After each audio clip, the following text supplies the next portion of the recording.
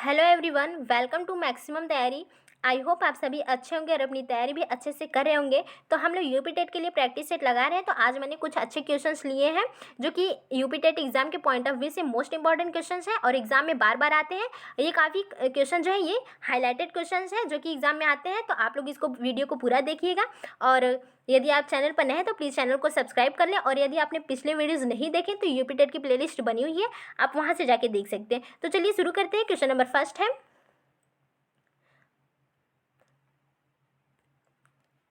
मापन के 4 स्तर किसने बताए हैं? ए है एलन, बी है स्टीवेंसन, सी है टोरेंस, डी है टेलर ने। तो मापन के 4 स्तर किसने बताए हैं? यहाँ पे आंसर क्या हो जाएगा? किसने बताया? स्टीवेंसन ने बताया। किसने बताया? स्टीवेंसन ने। कौन कौन से हैं नाम देख लेते हैं। नामित मापन है पहला, नामित मापन। दूसरा है क्रमिक मापन, क्रमिक मापन है। तीसरा है अंतराल मापन।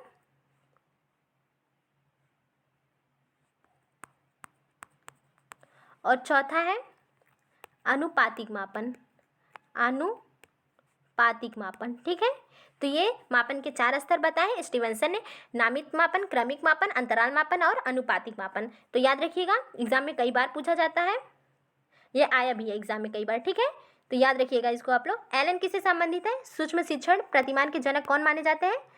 सूक्ष्म शिक्षण प्रतिमान के जनक एलन माने जाते हैं। ठीक है, सूक्ष्म शिक्षण प्रतिमान के जनक एलन माने जाते हैं। और इसकी शुरुआत सबसे पहली बार कहाँ की गई थी? सूक्ष्म शिक्षण प्रतिमान की शुरुआत सबसे पहली बार कहाँ की गई थी? तो ये अमेरिका के स्टैनफोर्ड विश्वविद्यालय में, अमेरिका के स्टैनफोर्ड विश्वविद्यालय में इसकी शुरुआत की गई थी। भारत में सूक्ष्म शिक्षण के जनक कौन माने जाते हैं भारत में? तो वो है वीके पासी। कौन है? वीके पासी माने जाते हैं। ठीक है, भारत में सूक्ष्म शिक्षण के जनक वीके पासी माने जाते हैं। तो याद रखिएगा इनके बारे में आप लोग। और स्टैनफोर्ड विश्वविद्यालय में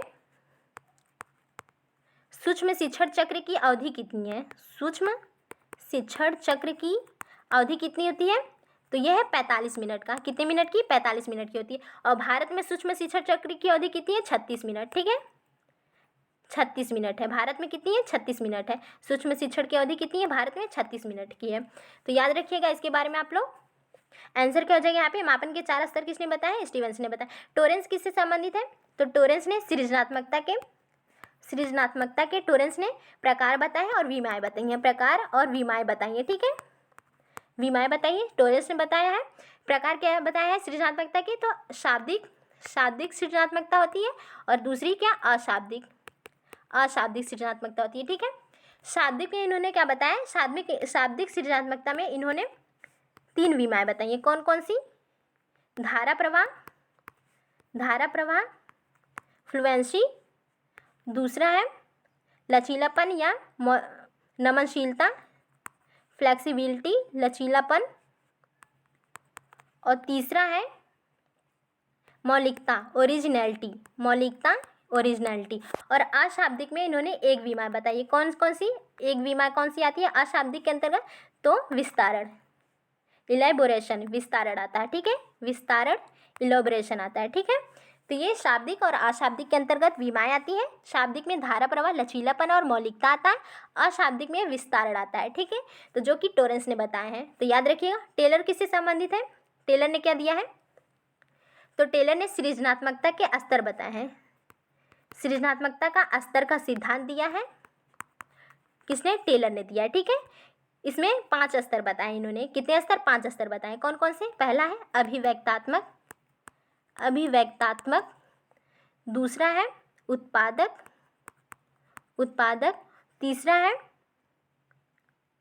तीसरा कौन सा आता है? तो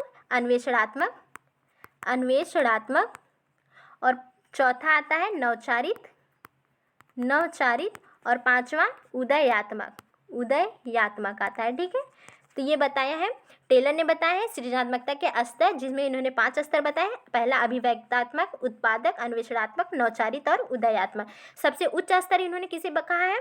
तो सबसे उच्च स्तर की सृजनात्मकता उदयात्मक को बताया और सबसे निम्न स्तर की तो वो अभिव्यक्तात्मक को। ठीक है, तो याद रखिएगा, ये एग्जाम में काफ़ी बार ये इन लोगों चारों लोगों से आए हैं क्वेश्चन। ठीक है, तो आप लोग याद रखिएगा इनके बारे में इतना। आंसर क्या हो जाएगा? बी, स्टीवेंसन ने। आगे देखते हैं, क्वेश्चन नंबर 2 है। ब्रूनर के संज्ञानात्मक विकास की तीसरी अवस्था का क्या नाम था? ए है संक्रियात्मक अवस्था, बी है प्रतीकात्मक अवस्था, सी है प्रतिबिंबात्मक अवस्था, डी है पूर्व संक्रियात्मक अवस्था। तो ब्रूनर के संज्ञानात्मक विकास की तीसरी अवस्था का क्या नाम है? पहली अवस्था क्या है? संक्रियात्मक अवस्था है, दूसरी प्रतिबिंबात्मक अवस्था है, तीसरी प्रतीकात्मक अवस्था है। ठीक है, आंसर क्या हो जाएगा यहाँ पे? बी प्रतीकात्मक या संकेतात्मक अवस्था। ब्रूनर के संज्ञानात्मक विकास की इन्होंने 3 अवस्थाएं बताई, पहली संक्रियात्मक अवस्था, दूसरी प्रतिबिंबात्मक अवस्था और तीसरी जो है प्रतीकात्मक अवस्था है। ठीक है, तो याद रखिएगा इनके बारे में आप लोग। आगे देखते हैं, क्वेश्चन नंबर 3 है, पावलोव ने CS और UCS के मध्य कितने समय का अंतराल माना है? ए है 2 सेकंड, बी है 3 सेकंड, सी है 5 सेकंड, डी है 10 सेकंड। तो पावलोव ने CS और UCS के मध्य कितने अंतराल माना है समय का? आंसर क्या हो जाएगा यहाँ पे? बी सी 5 सेकंड का। कितना है? 5 सेकंड का माना है। CS यहाँ पे क्या है? घंटी है। ठीक है, अस्वाभाविक उद्दीपक है, अस्वाभाविक उद्दीपक है, क्या है? घंटी है। और UCS क्या है यहाँ पे? तो भोजन है। ठीक है, UCS क्या है? भोजन है, ये स्वाभाविक उद्दीपक है, स्वाभाविक उद्दीपक है। ठीक है, याद रखिएगा। और इन्होंने बताया, पावलोव ने कहा कि यदि आपको 2 वस्तुओं के मध्य अच्छा सा आचार स्थापित करना है तो इसमें क्या होगा? केवल 5 सेकंड का अंतर होना चाहिए दोनों के मध्य। जब जो है पावलोव घंटी जो है अस्वाभाविक उद्दीपक है, उसे प्रस्तुत जब किया तो उसके 5 सेकंड के अंदर ही भोजन को प्रस्तुत उन्होंने करना बताया है। 5 सेकंड का ज़्यादा इससे अधिक समय होगा तो अच्छा सा आचार स्थापित नहीं हो पाएगा। ठीक है, तो अच्छे सा आचार के लिए दोनों के अंतर जो है 5 सेकंड से अधिक नहीं होने चाहिए, 5 सेकंड ही होना चाहिए। तो आंसर क्या हो जाएगा? यहाँ पे सी हो जाएगा। ठीक है, आगे देखते हैं, क्वेश्चन नंबर 4 है, NCERT के मूल्यांकन त्रिकोण में निम्न में से क्या शामिल नहीं है? ए है शैक्षिक उद्देश्य, बी है मूल्यांकन, सी है अधिगम अनुभव, डी है पाठ्यक्रम। तो NCERT के मूल्यांकन त्रिकोण में क्या क्या है? एक मूल्यांकन है, शैक्षिक उद्देश्य है, शैक्षिक उद्देश्य है और अधिगम अनुभव है, अधिगम अनुभव है। तो कौन सा इसमें नहीं है? पाठ्यक्रम नहीं है। आंसर क्या हो जाएगा? डी पाठ्यक्रम नहीं है। आगे देखते हैं, क्वेश्चन नंबर 5 है, कोहलबर्ग ने नैतिक विकास के सिद्धांत का प्रयोग किस उम्र के बालक पर किया था? ए है 1 से 5 वर्ष के, बी 1 से 10 वर्ष के, सी है 10 से 16 वर्ष के, डी है 12 से 18 वर्ष के। तो कितने वर्ष के बालकों पर इन्होंने प्रयोग किया था? आंसर क्या हो जाएगा यहाँ पे? सी 10 से 16 वर्ष के। कितने? 10 से 16 वर्ष की किया था। और इसीलिए चूंकि उन्होंने बालकों पर ही प्रयोग किया था तो इनकी आलोचना की है किसने? कैरोलिन गिलिगन ने। कैरोलिन गिलिगन ने एक महिला है जिन्होंने इनकी आलोचना की है कि इन्होंने केवल जो है बालकों पर ही किया है प्रयोग। कैरोलिन गिलिगन है। ठीक है, गिलिगन है। और इन्होंने अपने नैतिक विकास के सिद्धांत में कितने चरण बताए हैं? तो 3 चरण दिए हैं। कौन कौन से? पूर्व नैतिक अवस्था, पूर्व नैतिक अवस्था या फिर पूर्व परंपरावादी अवस्था, दूसरा है नैतिक अवस्था, नैतिक अवस्था या परंपरावादी अवस्था, तीसरा है उत्तर नैतिक अवस्था, उत्तर नैतिक अवस्था या उत्तर परंपरावादी अवस्था। ठीक है, तो ये कोहलबर्ग के बारे में इतना याद रखिएगा आप लोग। 10 से 16 वर्ष के बालकों पर इन्होंने प्रयोग किया था। आगे देखते हैं, क्वेश्चन नंबर 6 है, 1964 में आए ब्लूम के भावात्मक डोमेन में कुल कितने चरण हैं? ए है 4, बी है 5, सी है 6, डी है 7। तो मैंने इसके बारे में आप लोग को पिछली वीडियोज़ में बताया है, तो यहाँ पे मैं बस यही बताऊंगी कि भावात्मक डोमेन में कितने चरण हैं। ठीक है, चूँकि ब्लूम ने कितने बताए? संज्ञानात्मक बताया, भावात्मक पर सीखने के 3 उद्देश्य बताए, संज्ञानात्मक, भावात्मक और क्रियात्मक। ठीक है, तो 1964 में ब्लूम, क्रॉथवेल और मसियाने ने, ब्लूम, क्रॉथवेल और मसियाने ने भावात्मक डोमेन दिया है जिसके अंतर्गत इन्होंने कितने चरण बताए? 5। आंसर क्या हो जाएगा? बी 5 चरण बताए। कौन कौन से? पहला आता है अनुग्रहण, अनुग्रहण, दूसरा अनुक्रिया, तीसरा अनुमूल्यन, अनुमूल्यन, और चौथा क्या है? संगठन या व्यवस्थापन, संगठन या व्यवस्थापन, और 5वां है विशेषीकरण, विशेषीकरण। ठीक है, विशेषीकरण है 5वां। तो ये 1964 में आए थे। आया ब्लूम के भावात्मक डोमेन में कितने चरण थे? 5 थे। ठीक है, अनुग्रहण, अनुक्रिया, अनुमूल्यन, संगठन और विशेषीकरण। याद रखिएगा आप लोग, इतना एग्जाम में ये आता है और क्रम से याद रखिएगा आप लोग उसको। ठीक है, एलन ने सूक्ष्म शिक्षण के कितने सिद्धांत बताए हैं? ए है 3, बी है 4, सी है 5, डी है 6। तो एलन ने सूक्ष्म शिक्षण के कितने सिद्धांत बताए हैं? आंसर क्या हो जाएगा यहाँ पे? एलन के बारे में मैंने बताया कि सूक्ष्म शिक्षण के प्रतिमान के जनक कौन है? एलन। और भारत में कौन माने जाते हैं? वी के पासी माने जाते हैं। ऊपर ही मैंने बता दिया सब, ठीक है। तो आंसर यहाँ पे क्या हो जाएगा? कितने सिद्धांत है? 5। कितने हैं? 5। पहला क्या है? यथार्थ शिक्षण, यथार्थ शिक्षण है। दूसरा है शिक्षण की जटिलताओं में कमी, शिक्षण की जटिलताओं में कमी। तीसरा है सूक्ष्म शिक्षण, सूक्ष्म शिक्षण द्वारा अभ्यास में कमी, सूक्ष्म शिक्षण द्वारा अभ्यास में कमी, अभ्यास में कमी। चौथा है विशिष्ट शिक्षण कौशलों का विकास, विशिष्ट शिक्षण कौशलों का विकास। और 5वां है तुरंत प्रतिपुष्टि। 5वां क्या है? तुरंत प्रतिपुष्टि। तो आप लोग ध्यान से सुना करिए, इस पर स्पष्ट नहीं लिखा पाता है, तो इसलिए आप लोग ध्यान से सुनकर उसको नोट कर लिया करिए, ठीक है। तो आंसर क्या हो जाएगा यहाँ पे? सी, ठीक है। आगे देखते हैं, क्वेश्चन नंबर 8 है, अधिगम का कौन सा सिद्धांत पुनर्बलन और पुरस्कार को महत्व नहीं देता है? ए है प्रयास एवं त्रुटि का सिद्धांत, बी है अनुक्रिया उद्दीपन सिद्धांत, सी है समीपता का सिद्धांत, डी है प्रबलन का सिद्धांत। आंसर क्या हो जाएगा यहाँ पे? सी हो जाएगा, समीपता का सिद्धांत जो है पुनर्बलन और पुरस्कार को महत्व नहीं देता है। समीपता का सिद्धांत किसने दिया है? तो गुथरी ने दिया है। किसने दिया है? गुथरी ने दिया है। और इन्होंने अपने सिद्धांत में, अधिगम के सिद्धांत में, इन्होंने पुनर्बलन और पुरस्कार को महत्व नहीं दिया। इनका मानना है कि पुनर्बलन देने का जो है, अधिगम पुनर्बलन देने से क्या सीखा नहीं जा सकता है, मतलब सीखने के लिए पुनर्बलन नहीं दिया जाना चाहिए, बल्कि क्या पुनर्बलन इसलिए दिया जाता है कि सीखा हुआ ज्ञान जो है भूलने ना पाए, ठीक है, भूला ना जा सके। तो सीखे हुए ज्ञान को भूलने ना जाने पाने के लिए, कि भूले ना सीखा हुआ ज्ञान, इसलिए पुनर्बलन दिया जाना चाहिए, ना कि सीखने के लिए पुनर्बलन दिया जाना चाहिए, ठीक है। पुरस्कार को महत्व नहीं दिया है, क्यों? इन्होंने कहा कि पुरस्कार जो है सीखने के लिए नहीं है। अधिगम के सिद्धांत में इन्होंने पुरस्कार को भी महत्व नहीं दिया कि सीखने के लिए पुरस्कार नहीं दिया जाता है, बल्कि प्रोत्साहित करने के लिए दिया जाता है, ठीक है। तो इसलिए गुथरी ने पुनर्बलन और पुरस्कार को महत्व नहीं दिया है अधिगम के सिद्धांत में। आंसर क्या जाएगा यहाँ पे? सी, समीपता का सिद्धांत। प्रयास और त्रुटि का सिद्धांत किसने दिया है? तो ये दिया है थॉर्नडाइक ने दिया है, बिल्ली पर प्रयोग किया था इन्होंने।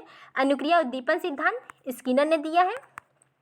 चूहे और कबूतर पर प्रयोग किया था इन्होंने, ये अमेरिकी है। और प्रबलन सिद्धांत हल ने दिया है, ठीक है, हल ने दिया है। तो याद रखिएगा इतना। आगे देखते हैं, क्वेश्चन नंबर 9 है, the moral judgement of the child पुस्तक किसकी है? ए है विलियम जेम्स, बी है जॉन डेवी, सी है जीन पियाजे, डी है कोहलबर्ग। तो ये पुस्तक किसकी है? The moral judgement of the child.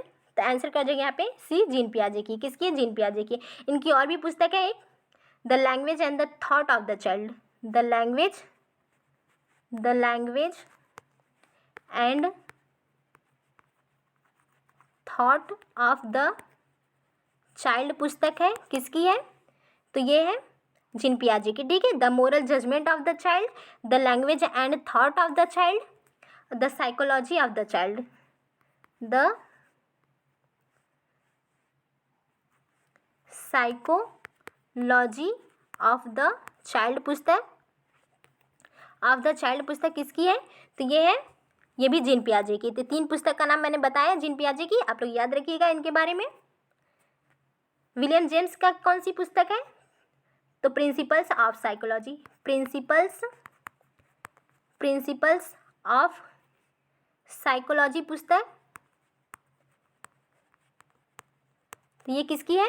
William James की है। और यही यदि हम जो है ये एस को हटा देते हैं, एस हटा देंगे, तो ये पुस्तक किसकी हो जाएगी? तो जॉन डेवी की हो जाएगी, ठीक है। अगर यस लगाते हैं तो ये विलियम जेम्स की है, प्रिंसिपल्स ऑफ साइकोलॉजी, और केवल प्रिंसिपल ऑफ साइकोलॉजी किसकी हो जाएगी? जॉन डेवी की है, ठीक है। जॉन डेवी की और भी पुस्तक है जो कि पूछा जाता है, याद रखिएगा। स्कूल्स एंड टुमारो, स्कूल्स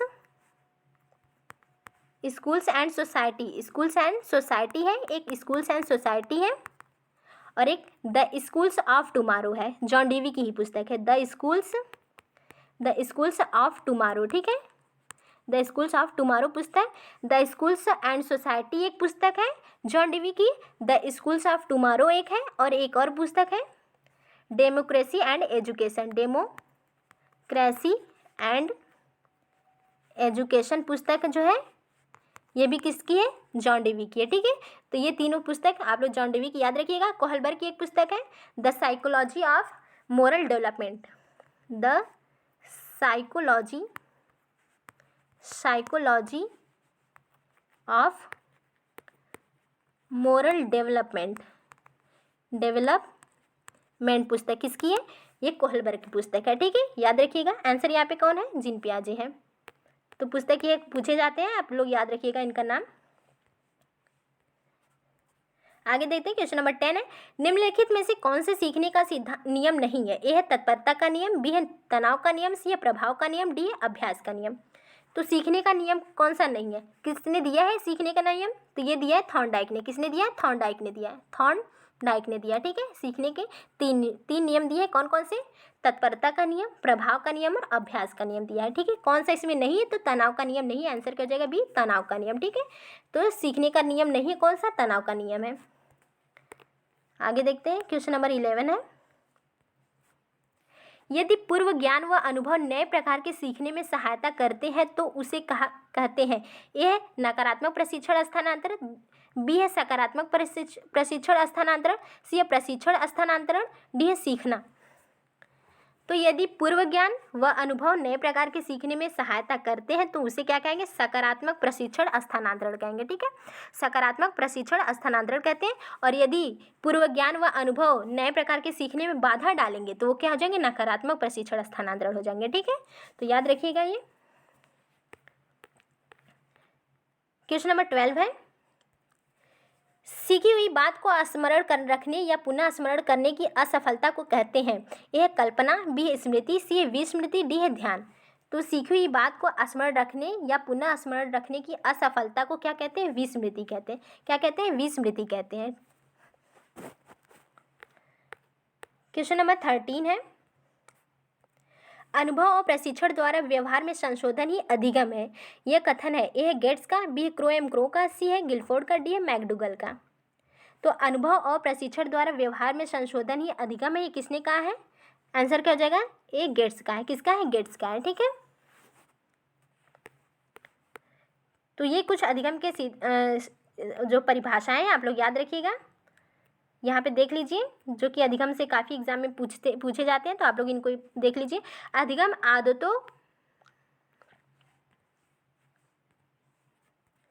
अधिगम आदतों ज्ञान और अभिवृत्तियों का अर्जन है, ये किसने कहा है, क्रो एम क्रो ने कहा है।